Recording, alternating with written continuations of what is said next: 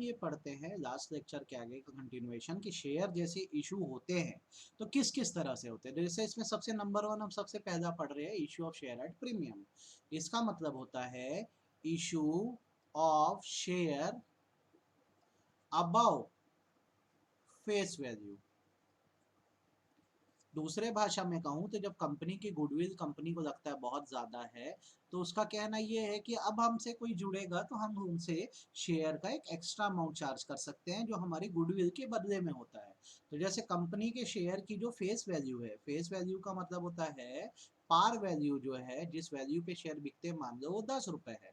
अब कंपनी बोल रही है कि इसका हम आपसे चार्ज करेंगे 150 रुपये, 150 रुपीज़ चार्ज करेंगे। तो इसका मतलब ये होगा कि शेयर की वैल्यू का 10 रुपये है, ठीक है, ये फेस वैल्यू है। जो एक्स्ट्रा आपसे 140 रुपये दिया जा रहा है ये कंपनी आपसे प्रीमियम का ले रही है। ये कंपनी आपसे प्रीमियम का ले रही है। प्रीमियम का लेने का मतलब ये होता है, कंपनी का कहना ये है आप हमारी कंपनी से जुड़ रहे हो, हम आपको प्रीमियम मेंबर बनाते हैं, इसमें आप ज़बरदस्त फ़ायदा पाओगे तो आप एक्स्ट्रा अमाउंट बिल्कुल दो। बस ये याद रखो कि ये जो एक्स्ट्रा अमाउंट आया है 140 का, ये प्रॉफिट नहीं है कंपनी का, ये कोई प्रॉफिट नहीं है जिसको उठाए और बांट दे, ठीक है। एक्स्ट्रा पैसा तो आ रहा है but it is not profit. आपको याद रखना है ये एक तरह का रिजर्व है, ये एक तरह का रिजर्व है और जितना भी एक्स्ट्रा पैसा आता है प्रीमियम का उसे ट्रांसफ़र कर दिया जाता है एक स्पेशल अकाउंट में जिसको कहते हैं सिक्योरिटीज़ प्रीमियम अकाउंट, जिसे कहते हैं सिक्योरिटीज प्रीमियम अकाउंट। इसमें ट्रांसफर कर दिया जाता है इस पैसे को। तो अब आप इसको एकदम आराम से पढ़ सकते हैं और आपको बिल्कुल डाउट नहीं आएगा।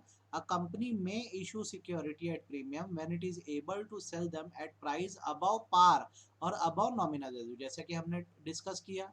Companies Act does not stipulate any condition or restriction regulating the issue of security by a company at premium। जितना प्रीमियम आपको चार्ज करना है करो, कोई रोक नहीं है, ये बात आपको ध्यान रखनी है।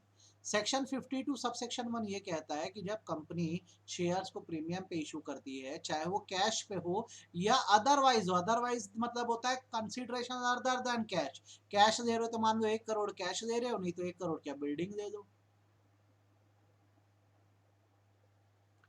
a sum equal to aggregate amount of premium received, जितना भी प्रीमियम रिसीव हो रहा है shall be transferred to security premium account। सबका सब कहाँ ट्रांसफर होगा? सिक्योरिटी प्रीमियम अकाउंट में ट्रांसफर होगा। और जब ट्रांसफर होगा तो इसका यूटिलाइजेशन क्या होगा? तो कुछ स्पेसिफाइड यूसेज है जो करना होता है। आपको मैंने बोला ये रिजर्व का पैसा है, प्रॉफिट नहीं है। तो इसका कहाँ कहाँ इस्तेमाल किया जा सकता है? तो सबसे पहले बोनस शेयर को पे करने के लिए, इशू करने के लिए। क्या है भाई बोनस शेयर? बोनस शेयर वो है जो without consideration existing share holder को इशू किए जा रहे हैं, एग्जिस्टिंग शेयर होल्डर को इशू किए जा रहे हैं। तो अगर शेयर होल्डर से पैसा नहीं दिया जा रहा है तो कहीं से तो पैसा पे करना होगा ना। तो कंपनी जो है वो बर्डन उठाती है और जो भी बोनस शेयर का अमाउंट बनता है वो सिक्योरिटी प्रीमियम अकाउंट से पे करती है। नेक्स्ट थिंग, जितने भी कंपनी के प्रिलिमिनरी एक्सपेंस हैं आप उनको सिक्योरिटी प्रीमियम अकाउंट में रखे पैसे से राइट ऑफ कर सकते हो, मतलब पे कर सकते हो।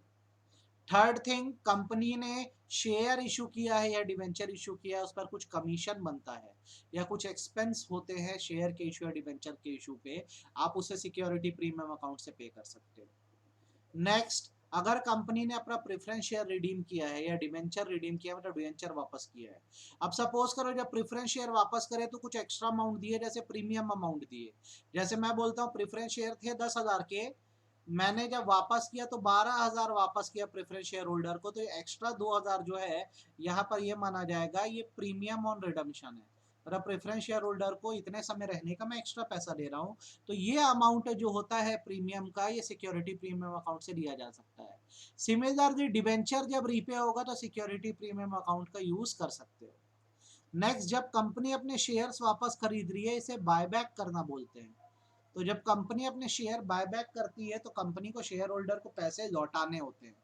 तो जब ऐसा होता है तो पैसा आएगा कहाँ से? तो इस सिक्योरिटी प्रीमियम अकाउंट का यूज किया जाता है, यहाँ से लौटाया जाता है। तो एकदम इसको ना दिमाग में आप बिठा लो। सबसे पहला बोनस शेयर जब भी इशू होगा तो खर्चा कहाँ से कर सकते हो, सिक्योरिटी प्रीमियम अकाउंट से।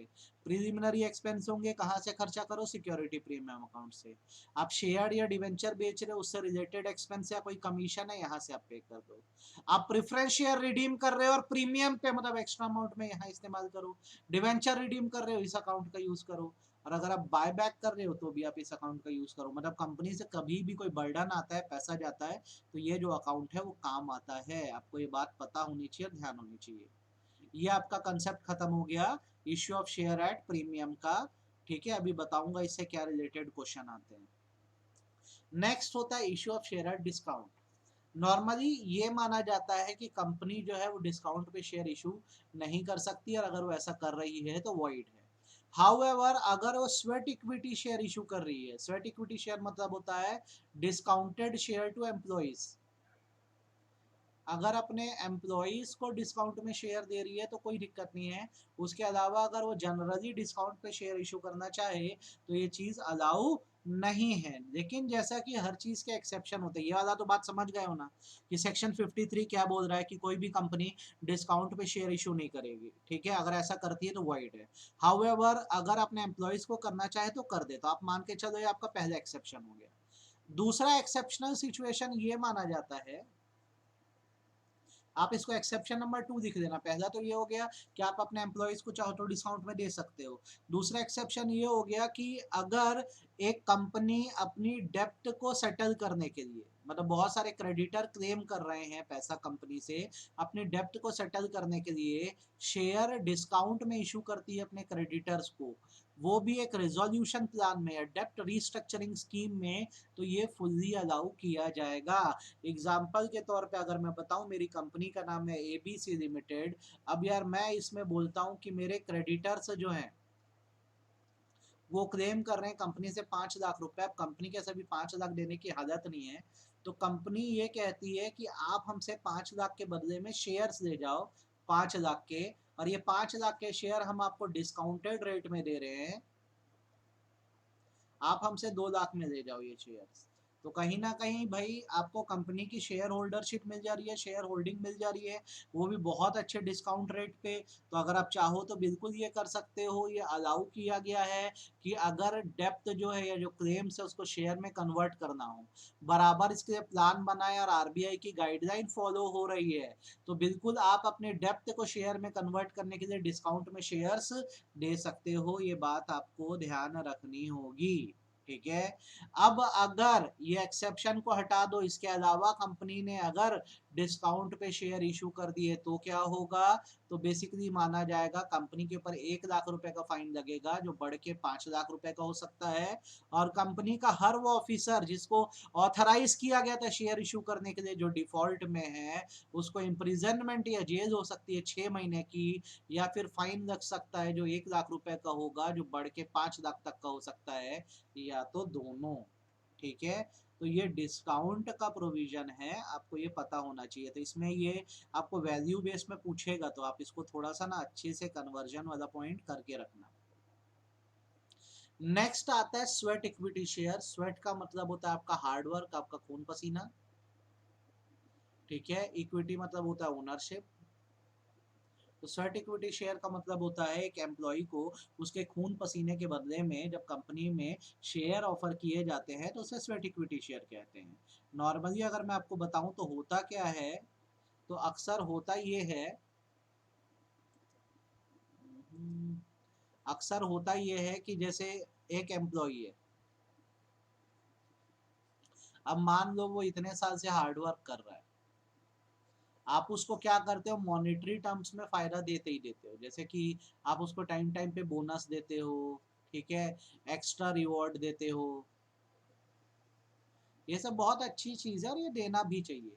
लेकिन कई बार क्या होता है, कुछ नॉन मॉनेटरी बेनिफिट्स भी होने चाहिए, नॉन मॉनेटरी बेनिफिट्स भी होने चाहिए।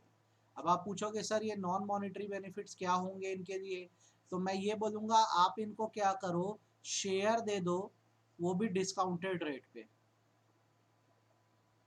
शेयर दे दो इनको आप डिस्काउंटेड रेट पे। तो जैसे आपने इन लोग को डिस्काउंटेड रेट पे शेयर दिया तो इससे क्या होगा, इनको मिल जाएगी कंपनी में ओनरशिप, भाई शेयर होल्डर बन जाएंगे। साथ साथ मॉनेटरी टर्म्स में इनको डिविडेंड मिलता रहेगा, इनको डिविडेंड मिलता रहेगा, तो डुअल फायदा हो गया। तो अब मैं बताऊं स्वेटेड इक्विटी शेयर्स क्या हैं, तो ये ऐसे शेयर्स हैं जो एम्प्लॉयज को जो होता है या डायरेक्टर्स को जो होता है वो डिस्काउंट में दिया जाता है, ठीक है, ये डिस्काउंट में दिया जाता है या फिर for consideration other than cash दिया जाता है, मतलब आप पैसा ना दो कुछ और दे दो, इसलिए ताकि इन डायरेक्टर्स को या इन एम्प्लॉयज को नो हाउ मिले। नो हाउ मतलब होता है कंपनी का टेक्निकल नॉलेज, या फिर making available right in nature of intellectual property, इसका मतलब है उनकी कंपनी में वैल्यू बढ़े, गुडविल बढ़ जाए। भाई रिस्पेक्ट बढ़ रही है ना, स्टेटस बढ़ रही है, ये भी तो कहीं ना कहीं आप बोलोगे तो बहुत ज़रूरी ही है। आज तक सिर्फ एम्प्लॉई है, अब शेयर होल्डर बन जाएगा। तो स्वेट इक्विटी शेयर क्या है, ऐसे इक्विटी शेयर्स है, मतलब ओनरशिप शेयर है जो डायरेक्टर को दिए जा रहे हैं या एम्प्लॉय को दिए जा रहे हैं, वो भी डिस्काउंट पर, इसलिए ताकि उनका नो हाउ बढ़े। नो हाउ मतलब क्या होता है, नॉलेज बढ़े, और उनका वैल्यू एडिशन हो, मतलब कहीं ना कहीं उनकी गुडविल बढ़े। अब सवाल क्या उठता है कि यहाँ एम्प्लॉई का मतलब क्या है, किसको एम्प्लॉई कहा जाएगा यहाँ पर। तो नॉर्मली ये माना जाता है कि यहाँ एम्प्लॉई का मतलब होता है कंपनी का परमानेंट एम्प्लॉई, ठीक है, जो इंडिया में या इंडिया के बाहर पिछले 1 सालों से वर्क कर रहा है। कंपनी का डायरेक्टर वो भले होल टाइम हो या ना हो, फर्क नहीं पड़ता, ठीक है। हमारी कंपनी की सब्सिडरी कंपनी के एम्प्लॉई या डायरेक्टर जो इंडिया या इंडिया के बाहर काम कर रहे हैं, देखो दिमाग में बिठाओ एकदम अच्छे से, ये आपको क्या होना चाहिए, पता होना चाहिए, और इसमें आपको बिल्कुल क्या होना चाहिए, डाउट नहीं आना चाहिए। मैंने क्या क्या पॉइंट बोले आपको, सबसे पहला ऐसा एम्प्लॉय जो कब से काम कर रहा है, 1 साल से काम कर रहा है, 1 ईयर से, इंडिया में इंडिया के बाहर, ठीक है। दूसरा कंपनी का डायरेक्टर जो होल टाइम हो भी सकता है और नहीं भी, और तीसरा अपनी सब्सिडरी या होल्डिंग कंपनी के एम्प्लॉयज जो इंडिया या इंडिया के अंदर है। तो आपको ये एम्प्लॉय की मीनिंग और क्राइटेरिया पता होना चाहिए। नेक्स्ट होता है वैल्यू एडिशन का मतलब क्या होता है। वैल्यू एडिशन मतलब होता है वो इकोनॉमिक बेनिफिट जो बेसिकली कंपनी से कंपनी आपके एक्सपर्टाइज से डिराइव करेगी। आज तक आप सिर्फ एक एम्प्लॉय थे, अब आप अपना टेक्निकल नॉलेज भी कंपनी को देना जिससे कंपनी का भी फायदा हो और आपका भी फायदा हो। तो वैल्यू एडिशन वर्ड भी आपको क्या करना होगा, ध्यान रखना होगा, और इसमें आपको डाउट नहीं आना चाहिए, ठीक है। अब सवाल ये उठता है कि जैसे ये स्वेट इक्विटी है, तो स्वेट इक्विटी शेयर जैसे इशू कर रहे हैं हम, तो इसकी टर्म्स एंड कंडीशंस क्या है वो भी थोड़ा देख लेते हैं, उसको भी हम लोग अच्छे समझ लेते हैं कि अगर कोई company sweat equity share issue करना चाहती है तो नियम और शर्तें क्या है। तो बहुत आसान शर्तें हैं। सबसे पहला कंपनी को क्या करना होगा, स्पेशल रिजोल्यूशन पास कराना होगा अपनी जनरल मीटिंग में। जनरल मीटिंग क्या है, शेयर होल्डर्स की मीटिंग है, शेयर होल्डर की मीटिंग है। स्पेशल रिजोल्यूशन क्या है, वो रिजोल्यूशन जो 3/4 मेजोरिटी से पास होते हैं, जो 3/4 मेजोरिटी से पास होते हैं उसको स्पेशल रिजोल्यूशन बोलते हैं। तो आपको अगर स्वेट इक्विटी शेयर इशू कराना है तो 3/4 मेजोरिटी चाहिए। दूसरी बात जो ज़रूरी है और जो रिक्वायर्ड है वो ये है कि जब आप स्पेशल रिजोल्यूशन पास करोगे तो उस पर कुछ चीज़ें क्लियरली मेंशन होगी, कितने स्वेट इक्विटी शेयर ऑफर कर रहे हो, उनका मार्केट प्राइस क्या है, जो एम्प्लॉयज़ है उनका कितना कंसिडरेशन लिया जाएगा, किन क्लास ऑफ डायरेक्टर या एम्प्लॉय को, अपने हैं कि सब्सिडरी के, इंडिया के अंदर के कि इंडिया के बाहर के, किन को दे रहे हो ये बताया जाएगा। अगर आपकी कंपनी लिस्टेड है शेयर बाजार में तो रजिस्टर्ड है, तो आपको सेबी के भी रेगुलेशन फॉलो करने होंगे, और अगर आपकी कंपनी लिस्टेड नहीं है तो आपको companies share capital and debenture rule 2014 follow करना होगा। रिजोल्यूशन में ये सब लिखा होना चाहिए, ठीक है, आपको ये बात क्लियर होनी चाहिए। नेक्स्ट चीज जो आपको पता होना चाहिए वो ये है कि जैसे बाकी इक्विटी शेयर होल्डर है, जो स्वेट इक्विटी शेयर होल्डर है उनका रैंक उससे पारी पासू ही है, मतलब इक्वल है। जैसे एग्जांपल के तौर पे मैं एक नॉर्मल शेयर होल्डर हूँ, मैं एक नॉर्मल इक्विटी शेयर होल्डर हूँ, मेरे कंपनी में 1 लाख रुपए लगे हैं, तो मेरे जितने राइट हैं उतने ही राइट एक उस एम्प्लॉय को भी मिलेंगे जिसने स्वेट इक्विटी शेयर 1 लाख रुपए के खरीदे हैं। हमें कोई भी भेदभाव नहीं किया जाएगा, जैसे नॉर्मल इक्विटी शेयर होते हैं ठीक उसी तरह स्वेट इक्विटी शेयर होल्डर भी होते हैं। नेक्स्ट आपको इसमें प्रोविजन पता होना चाहिए, वो ये है कि जिस दिन स्पेशल रिजोल्यूशन पास हुआ है जिसमें शेयर होल्डर ने ऑथराइज किया है कि एम्प्लॉइज को स्वेट इक्विटी शेयर इशू किए जाए, उसके 12 महीने के अंदर आपको स्वेट इक्विटी शेयर अलॉट कर देने हैं या फिर ये पूरी प्रोसीडिंग को खत्म कर देना है। ठीक है, ये बात आप मत भूलना, इसको अच्छे से आपको ध्यान रखना है। देन किस लिमिट तक स्वेट इक्विटी शेयर इशू किए जा सकते हैं, तो बेसिकली ये माना जाता है कि स्वेट इक्विटी शेयर जो होता है, ठीक है, वो आप अपने पेड अप कैपिटल के 15% से ज़्यादा इशू नहीं कर सकते या फिर 5 करोड़ की वैल्यू से ज़्यादा के इशू नहीं कर सकते, विच एवर इज हायर। ठीक है, ये ईयरली बात बता रहा हूँ, एक साल में। और किसी भी समय बोलोगे आप तो स्वेट इक्विटी शेयर का इशू जो है आपके कैपिटल के 25% से ज़्यादा का नहीं हो सकता। एक बार में साल में करोगे तो कितना है 15%, और कभी भी करोगे तो कितना है 25% ऑफ आपका क्या पेड अप कैपिटल है, और ये 15% ऑफ पेड अप कैपिटल। आपको ये बात नहीं समझ आई होगी तो मैं बता दूं, जैसे आपकी कंपनी का पेड अप कैपिटल मैं बोलता हूँ 1 करोड़ है। अब ये माना जाता है बेसिकली कि आप जैसे एक साल में अगर स्वेट इक्विटी शेयर इशू करना चाह रहे हो ज़्यादा से ज़्यादा 15 लाख के कर पाओगे, ये एक साल में लिमिट है। और ऐसे ओवरऑल कभी भी करने की लिमिट कितनी है, तो 1 करोड़ में 25 लाख है, 25 लाख रुपए तक की इक्विटी शेयर तुम इशू कर सकते हो, 25% है। ये मत भूलना, ये इंपॉर्टेंट है, अच्छे से ध्यान रखना। अब स्वेट इक्विटी शेयर जिन लोगों ने खरीदा है बेसिकली माना जाएगा उनके शेयर बेसिकली 3 साल तक लॉक रहेंगे। लॉक रहने का मतलब बेसिकली ये होता है कि वो इसे ट्रांसफर नहीं कर सकेंगे, उन्हें अपने पास ही रखना होगा। आपको ये बात ध्यान रखनी होगी और इसमें डाउट नहीं आना चाहिए। तो आप कंपनी के एम्प्लॉय हो, आप कंपनी के एम्प्लॉय हो, आपने क्या किया, स्वेट इक्विटी शेयर खरीदा, तो आपका पैसा इसमें 3 साल तक लॉक रहेगा, उसके बाद ही आप इसे आगे ट्रांसफर कर सकोगे। ये बात आप मत भूलना, ये बहुत ही ज़्यादा आपके लिए क्या है, इम्पॉर्टेंट है। ठीक है, अब आगे एक सवाल ये भी उठता है, क्या नॉन कैश कंसिडरेशन में, नॉन कैश कंसिडरेशन का मतलब होता है अदर देन कैश भी स्वेट इक्विटी शेयर इशू किए जा सकते हैं कि नहीं। तो बेसिकली ये माना जाता है कि अगर कंपनी ने स्वेट इक्विटी शेयर इशू कर दिया है फॉर नॉन कैश कंसिडरेशन, मतलब अदर देन कैश, कैश नहीं दिया है, अदर देन कैश, कैश नहीं दिया है, कैश के अलावा कुछ और देके, जैसे कोई गुड्स देकर या कोई स्ट्रक्चर देकर या कोई एसेट देकर शेयर इशू किए हैं, तो इसमें बेसिकली माना जाएगा वैल्यूएशन रिपोर्ट लगती है जो रजिस्टर्ड वैल्यूअर देता है।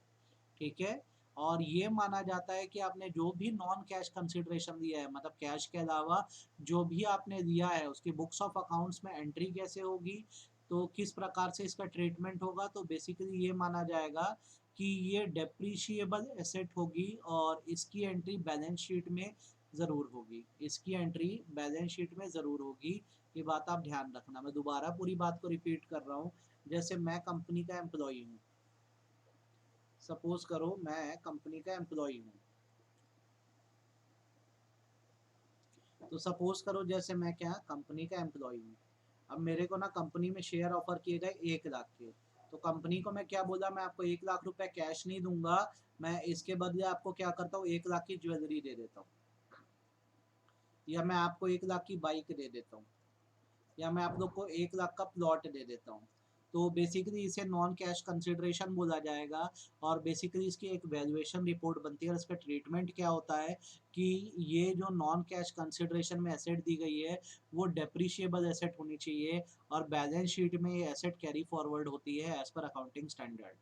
ठीक है, दूसरी चीज़ ये है कि इसे आप एक्सपेंस या लॉस के तौर पे ट्रीट करेंगे, या जो भी डेप्रिसिएशन होगा उसको आप एज अ लॉस दिखाएंगे, जो भी डेप्रिसिएशन होगा उसे एज अ लॉस आपको शो करना होगा, क्योंकि भाई देखो पैसा नहीं मिला, एसेट मिली, और एसेट होती है डेप्रिशिएट, तो आपको डेप्रिसिएशन बैलेंस शीट में भी करना होगा, दिखाना होगा, और इसे लॉस ट्रीट करके ही चलना होगा।